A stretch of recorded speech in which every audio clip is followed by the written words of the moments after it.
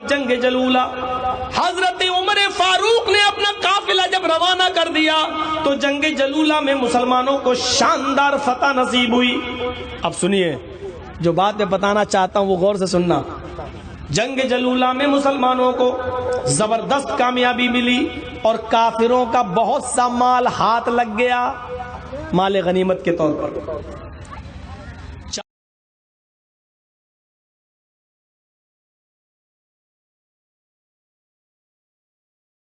4000 اوقیہ چاندی 4000 اوقیہ چاندی ملی, 24000 اونٹ اور 40000 بکریاں مسلمانوں کے ہاتھ آئیں. اتنا مال لوٹا گیا. 40000 بکریوں کو مدینے میں لانا بڑا مشکل تھا. صحابہ نے آپس میں مشورہ کیا ان بکریوں کو یہیں بیچ دیا جائے اور اس کی قیمت کو لے جا کر حضرت عمر کو دے دیا جائے. مال غنیمت جب بٹے گا تو سب کو برابر برابر مل جائے گا. بکریوں کی نیلامی ہوتی ہے. ایک صحابی اٹھے حضرت عبداللہ جو عمر فاروقی کے بیٹے تھے. انہوں نے کہا کہ تم دوسروں کو بکریاں بیچو, اس سے بہتر ہے کہ میں بھی بکریوں کا بزنس مین ہوں, میں بھی بکریوں کو بیچنا اور خریدنا میرا بزنس ہے. تو اگر بیچ ہی رہے ہو ان 40000 بکریوں کو تو ان بکریوں کو تم مجھے دے دو.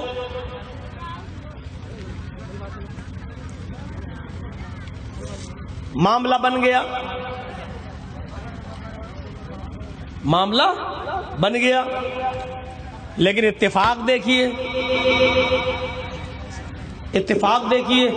جب ان بکریوں کو بیچا گیا تو جانتے ہو وہ بکریاں کتنے کی بیچی گئیں؟ صرف 40000 درہم کی, یعنی ایک بکری 1 درہم کی پڑی. 40000 بکریاں کتنے میں بیچ دی؟ 40000 درہم کی. عبداللہ ابن عمر نے فوراً خرید لی. ایک آدمی کو لگا دیا ان بکریوں کو تم مدینے پہنچا دینا, ہم تمہیں تمہاری اجرت مزدوری دے دیں گے. اور یہ پورا کا پورا قافلہ جب چلا آیا مدینے, حضرت عمر فاروق نے مال جمع کیا. کتنا لوٹا گیا؟ بتایا گیا کہ بکریاں بیچ دی گئیں اور یہ بکریوں کی قیمت بھی اسی مال میں جمع کر دی گئی ہے. سب کو جب تقسیم کیا تو برابر برابر مال تقسیم کر دیا گیا. 1 ہفتے کے بعد بکریاں آ گئیں. حضرت عمر فاروق نے ان بکریوں کو دیکھا, اپنے بیٹے سے پوچھا بیٹے یہ بکریاں کس کی ہیں؟ کہا میری ہیں. کہا تم نے ان کو کہاں سے خریدا؟ کہا ابو 40000 درہم میں جو بکریاں بکی ہیں یہی تو ہیں, میں نے وہ 40000 درہم اسی مال میں رکھ دیا جو برابر برابر تقسیم ہو گئے.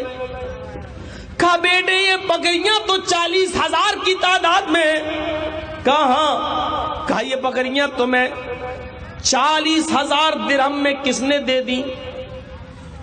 کہا سب لوگوں نے مشورہ کر کے 40000 میں دے دی.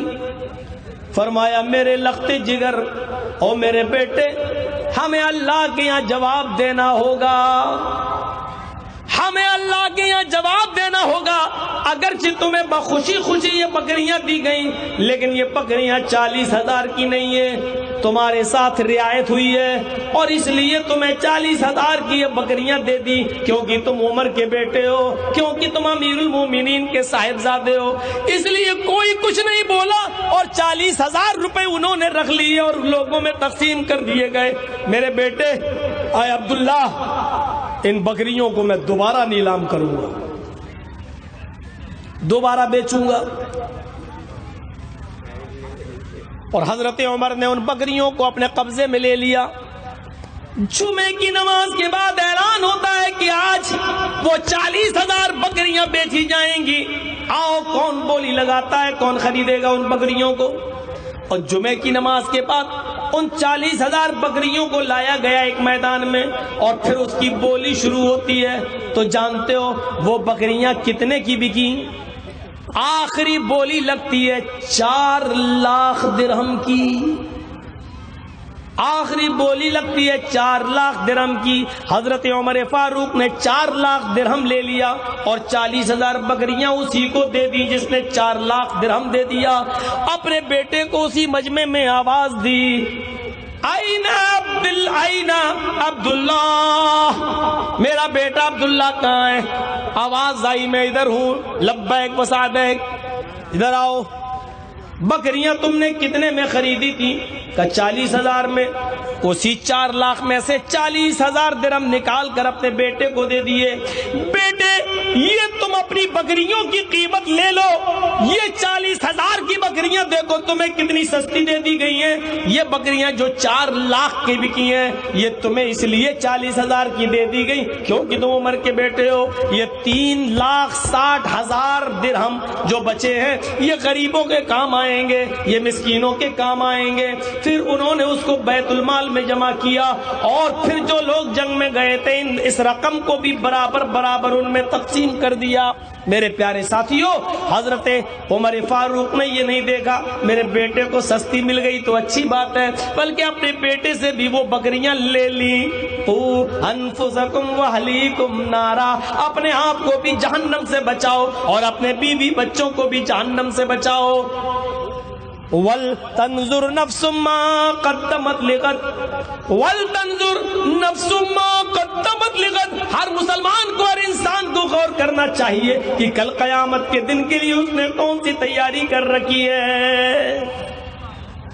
دیکھ رہے ہیں ابھی جرجیت صاحب کا موبائل کسی کو پسند آ جائے، جانتا ہے 20,000 کا ہے، جانتا ہے 20,000 کا ہے، لیکن ارے مولانا صاحب 15 کا دے دیجئے.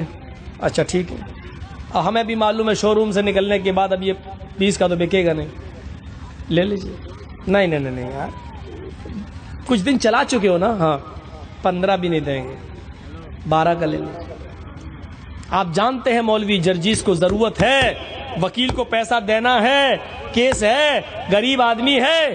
اب یہ 12 میں بھی تیار ہو جائے گا. اچھا ٹھیک ہے بھائی، مجبوری ہے، مجھے 12 ہی. نہیں یار رکھ لو یار، ہمیں خریدنا نہیں ہے. نہیں ارے بھائی تم نے تو 12 کا، نہیں بھائی 10 کا دینا ہو تو دے دو، کیوں جانتا ہے مجبوری ہے. 10 میں سوتا ہوں. قاضی شریح کو دیکھو، ان کے پاس ایک آدمی گھوڑا لے آیا، بیچنا چاہتا ہوں.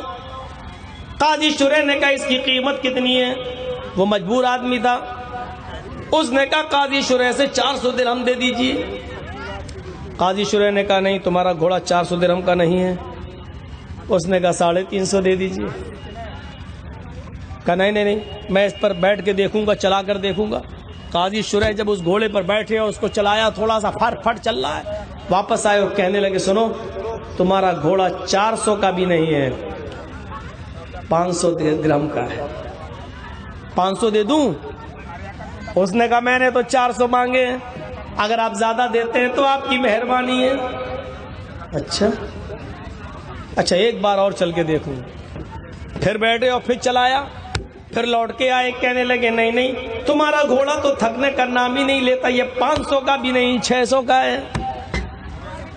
اس نے کہا قاضی صاحب میں نے تو صرف 400 مانگے ہیں، اگر آپ 600 دینا چاہیں تو آپ کی مہربانی ہے، ورنہ 400 بھی دے سکتے ہیں. قاضی شریح نے کہا نہیں مجھے نہیں لگتا، دیکھتا ہوں ایک بار اور بیٹھ کر. پھر ایک بار اس پر اور بیٹھ کر سفر کیا اور تھوڑی اور دور لے کر گئے اور پھر واپس آئے. کہنے لگے تمہارا گھوڑا تو چلنے میں بہت ہی مست ہے، تھکتا بھی نہیں ہے، طاقتور بھی ہے. مجھے بتاؤ تو صحیح کہ تم نے 400 درہم کیسے مانگے؟ تمہارا گھوڑا تو 700 درہم کے لائق ہے. تب اس نے کہا قاضی صاحب میری بیوی سخت بیمار ہے، اس کے علاج کے لیے مجھے پیسہ چاہیے.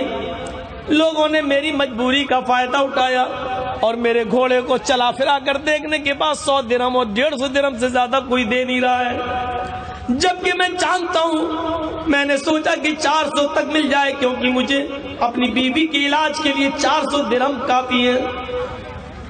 قاضی شریح نے جب یہ دیکھا یہ مجبوری میں اپنے گھوڑے کو بیچ رہا ہے اور اس کی بیوی بیمار ہے، تو قاضی شریح نے کہا تمہارا گھوڑا 700 کے بھی نہیں بلکہ 800 کے لائق ہے، اور قاضی شریح نے اس کو 800 درہم دے دیے۔ 800 درہم۔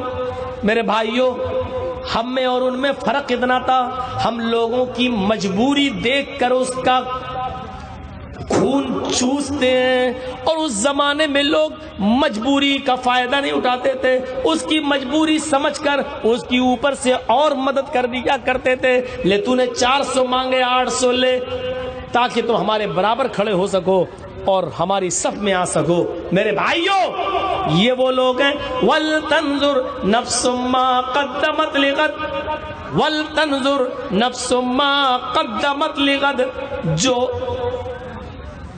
قیامت کے دن کے لیے تیاری کیا کرتے تھے، قیامت کے دن کے لیے۔ حضرت علی رضی اللہ تعالیٰ عنہ کی ایک بیٹی تھی، عید کے دن وہ آئینے کے سامنے کھڑی تھی، آئینہ شیشہ، اور سونے کا ایک ہار وہ اپنے گلے کے اندر پہن رہی تھی، بڑا قیمتی بہت خوبصورت ہار تھا، وہ اپنے گلے میں پہن رہی تھی کہ ابھی عید کی نماز پڑھنے کے لیے ہم جائیں گے۔ حضرت علی نے اپنی بیٹی کو سونے کا ہار پہنتے ہوئے دیکھا تو اپنی بیٹی کے پاس گئے اور کہنے لگے او میری بیٹی، او میری لخت جگر، تیرے باپ کو اتنی تنخواہ نہیں ملتی ہے بیت المال سے، اور نہ تیرے باپ کے پاس اتنا پیسہ دولت ہے، پھر یہ سونے کا ہار تیرے پاس کہاں سے آیا؟ سنیے، او میری بیٹی، یہ سونے کا ہار تیرے پاس کہاں سے آیا؟ کہنے لگی ابو